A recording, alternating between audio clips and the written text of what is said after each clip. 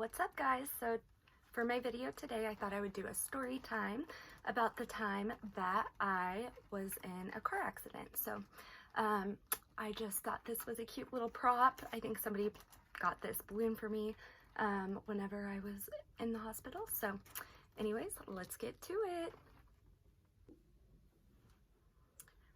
All right, so I went ahead and made some notes, kind of a story, an outline. So if you see me referencing my notes, that is why. So anyways, I will start with the night of my car accident. So this evening I had plans to chill with one of my girlfriends, and her and I had just reconnected. So we had met one time before, and we were at a house party, and it was actually over at her house. Then she hit me up on Facebook and was like, "Hey girl, it was nice running into you. You want to hang out?" And so I took her offer up, and this was in November of 2011. We had met up earlier in the day and had plans to hang out all night long. We made plans to stay the night over at her cousin's house, and that he would be our driver. And I just turned 21, so I was excited to go out and have a good time and just experience, you know, being a legal adult. And he was much older than us, and so I just felt that I could, you know, rely on him and that he would keep us safe. So long story short, they ended up ditching me this night out of the blue. Ditching me, guys.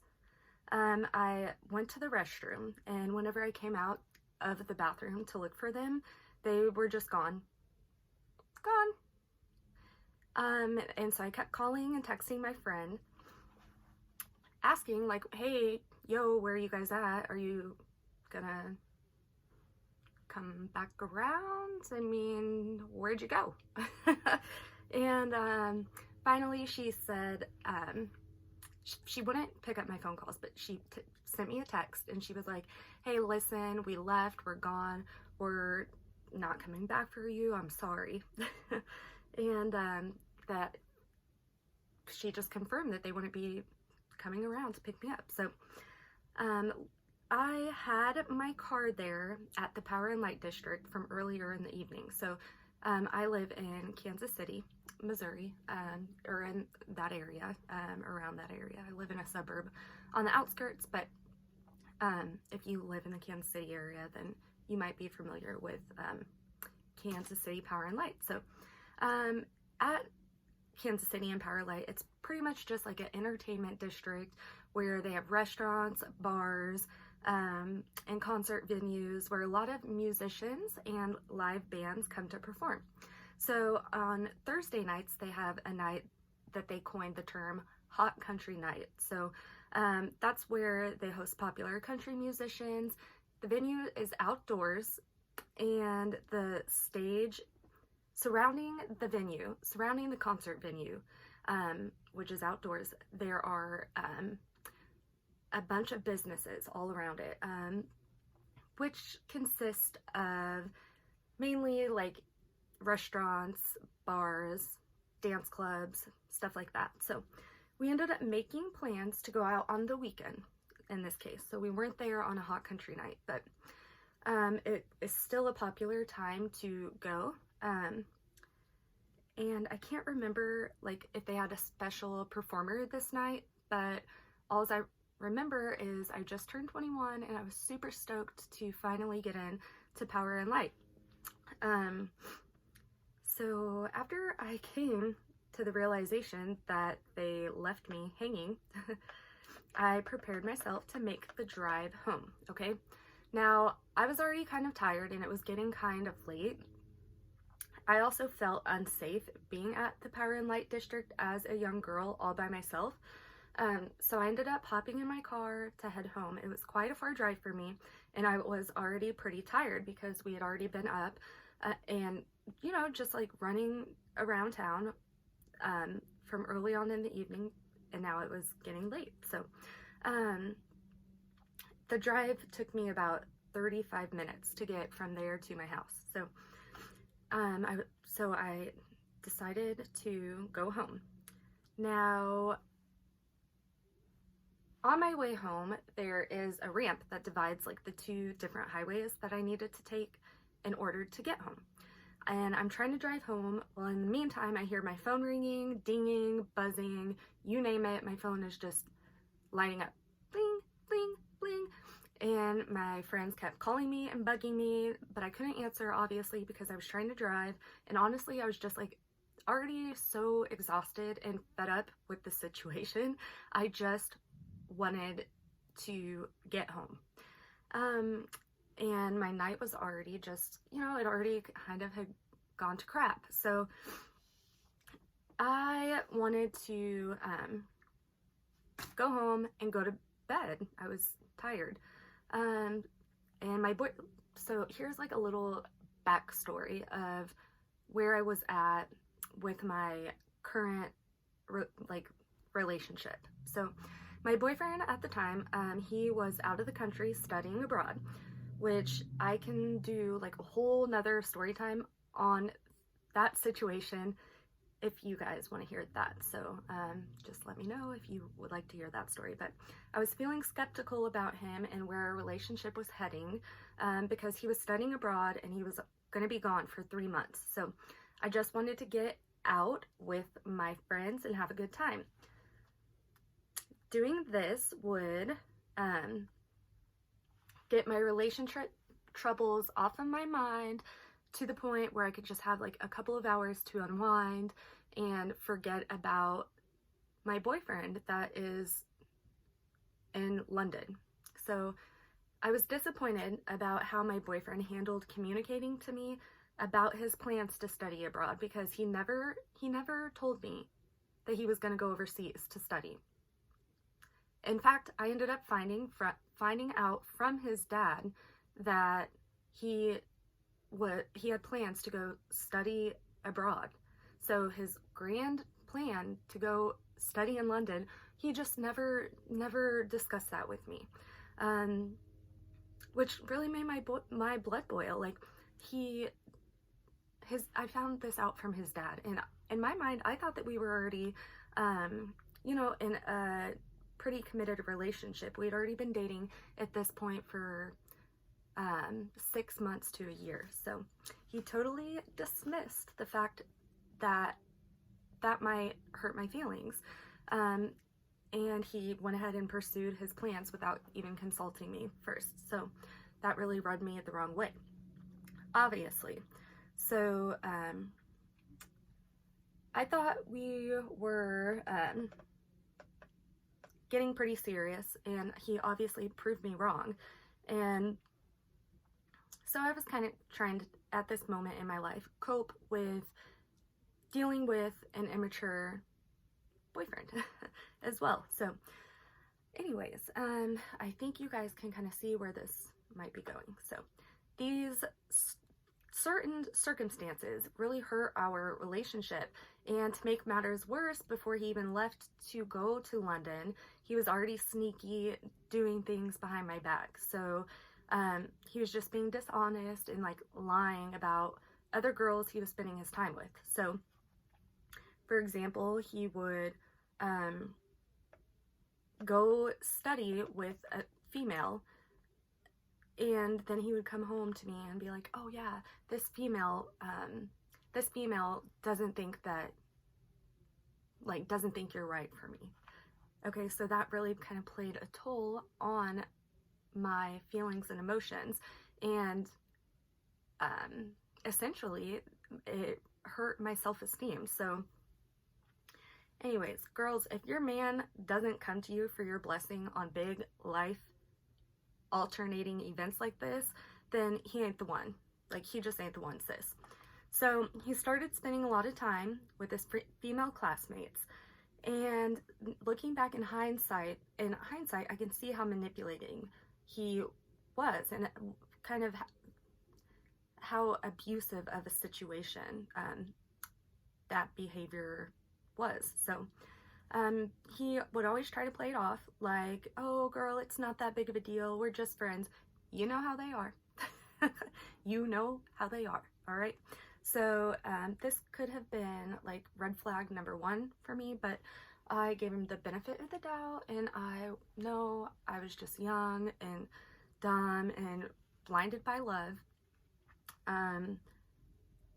You know, he seemed to me, like on the outside looking in, like he had a lot of good quality traits about him. But once you start seeing those red flags, girl, listen to your gut, because it will only get worse. It will only get worse. So if he's disrespecting you like that in the beginning, believe me, it gets worse. So anyways, I eventually, sorry, I'm trying to refer back to my notes. I was eventually ended up finding out that while my boyfriend was studying abroad, that he was like actually like literally studying abroad. You know what I mean? If you know what I mean, you know what I mean. So at this point, I was just trying to work with what we had the best way I knew how to, while also trying to cope with all of our relationship problems and the stresses to maintain our long distance relationship. So anyways, kind of that's like the backstory on where I was at, like mentally and emotionally, the night of my car wreck. So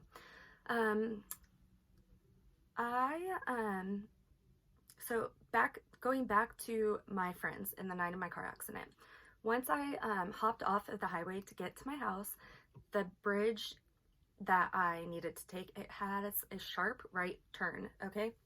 So that eventually, okay, the sharp right turn was so sharp that they eventually had to put up like signs, like yellow traffic signs, like, hey, warning, this is a really sharp turn, so beware, okay?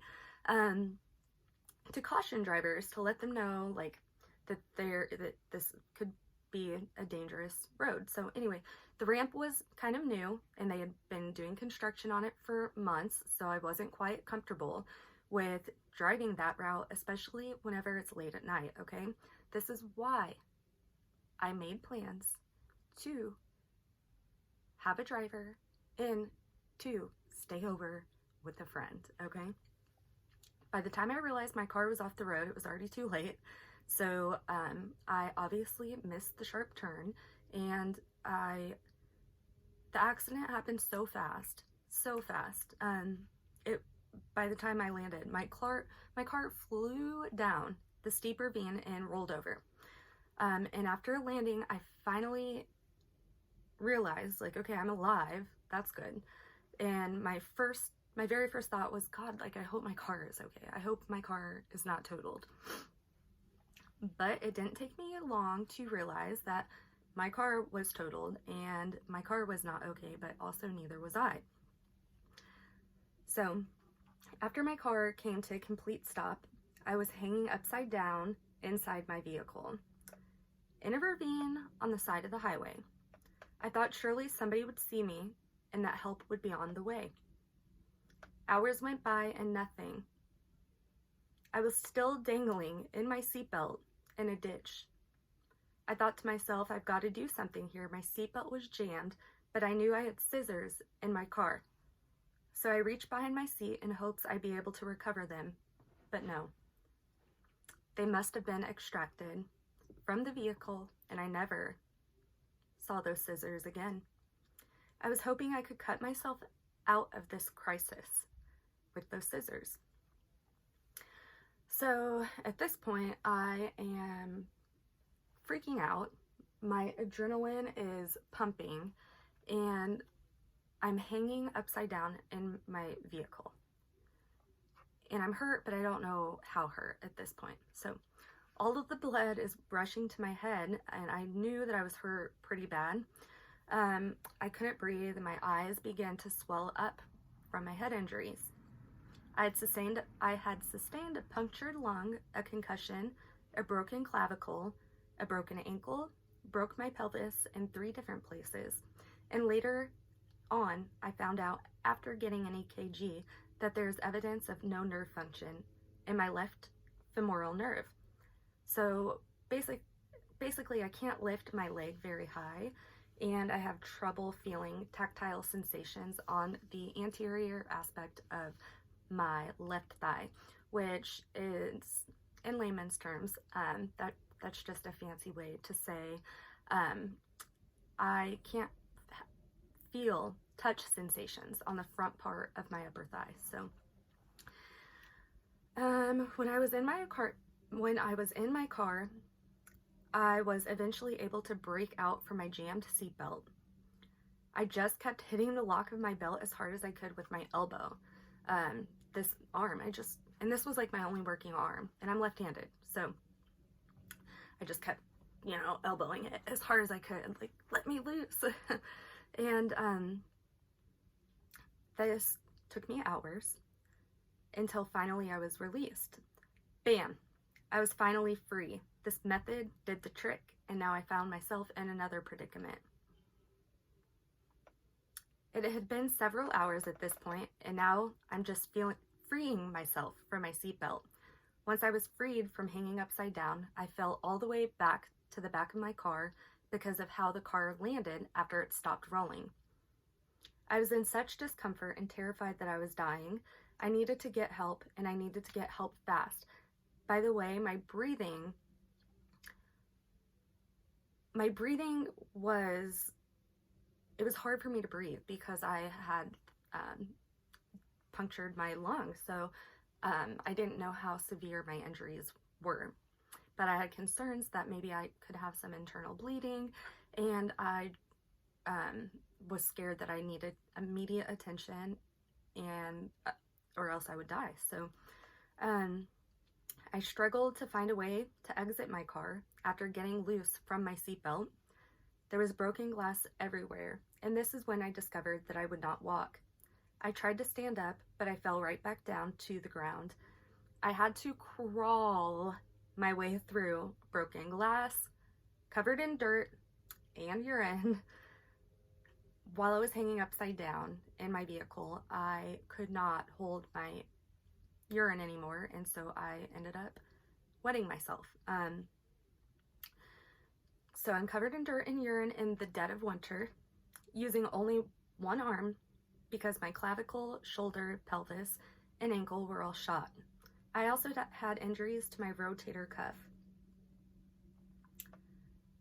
So at this point, I'm trying to find an exit strategy to figure out how I'm going to get out of what's left of my car.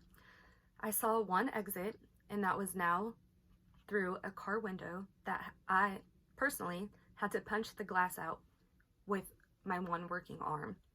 At this point, I'm slowly and desperately dragging my body out of the car window, so I'm getting stuck by glass by every move that I make. Okay, there's shattered glass everywhere.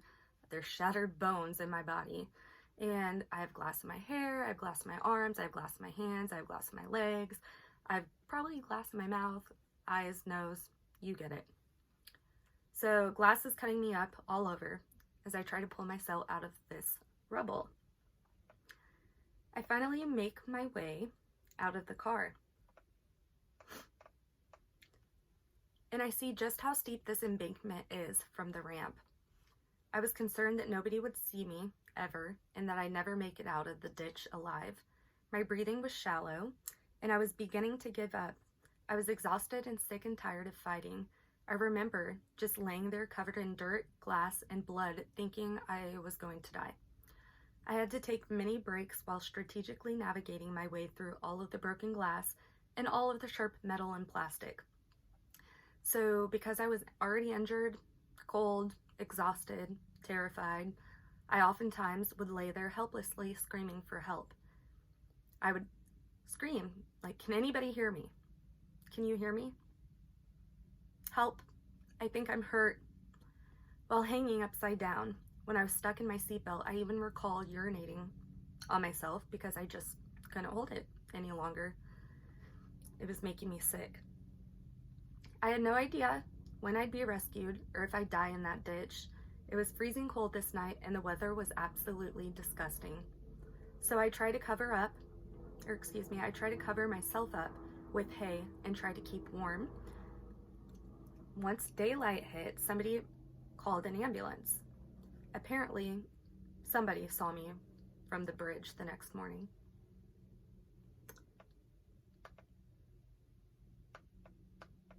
Thank you, somebody.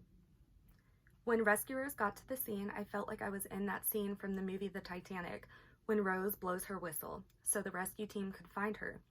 I was so relieved to finally get the help I so desperately needed. The second I knew help was there is the second I felt the sting of all my injuries I had already sustained.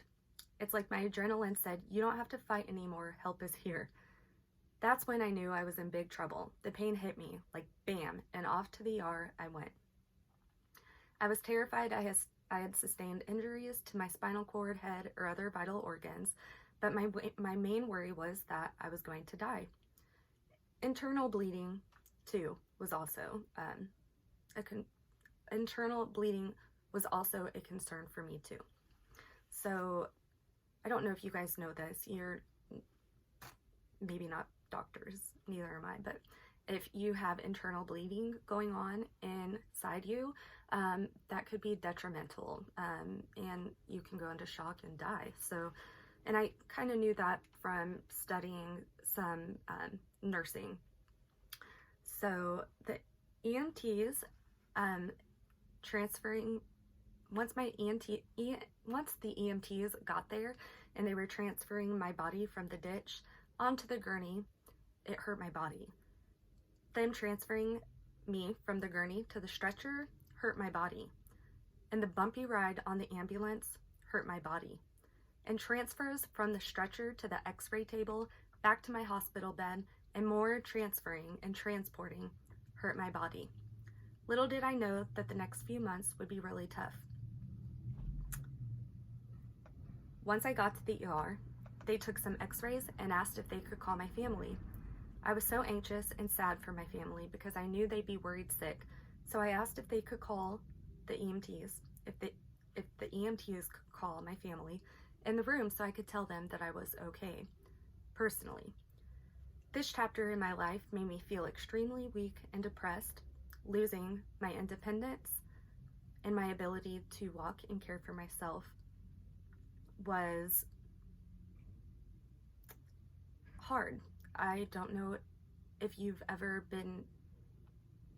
broken a bone or been wheelchair bound or had to use crutches. It can be hard to learn to cope with that. So yeah, this was a really trying time for me and my family, but we got through it. So I stayed in the ICU for weeks, and that's where they stabilized me.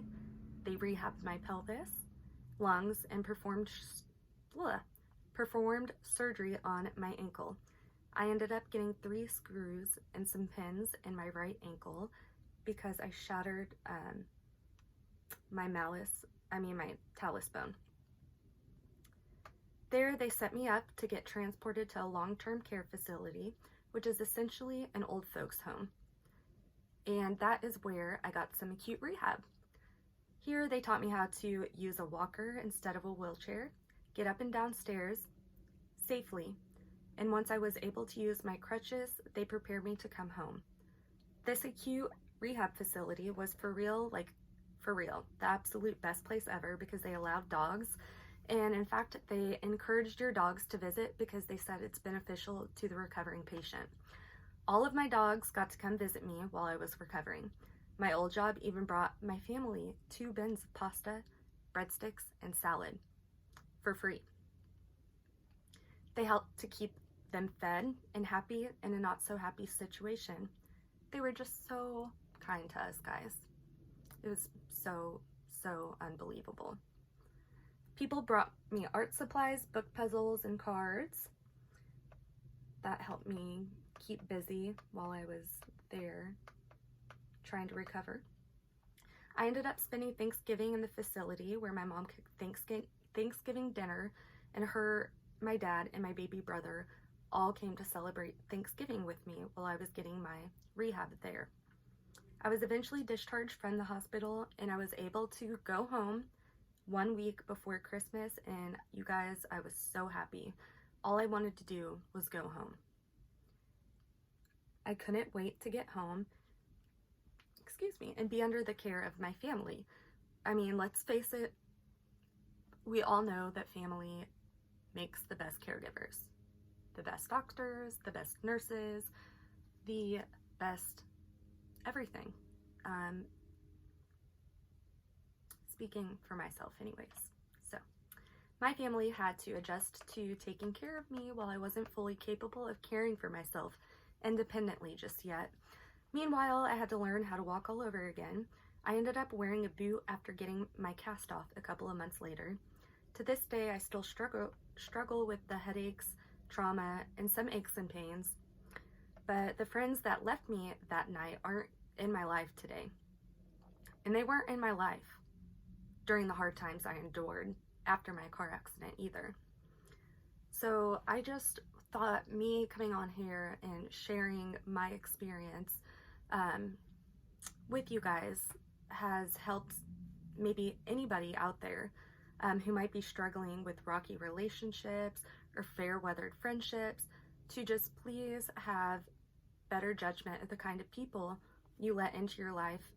And I hope this video really opens your eyes on just how important it is to maintain healthy boundaries when it comes to friends and relationships, because you deserve to be loved, you deserve to be treated respectfully, and you deserve to have friends who care about you and your well-being. So like any friend who puts you in a shady situation like this is not a friend at all. So please don't waste your precious time, your beautiful life on people who could literally like care less if you live or die. So anyways, I hope you guys enjoyed this story time. If you would like to hear more story times, I would love to work on those. So thank you for sitting around and getting to know me, and I will see you all next time. Bye.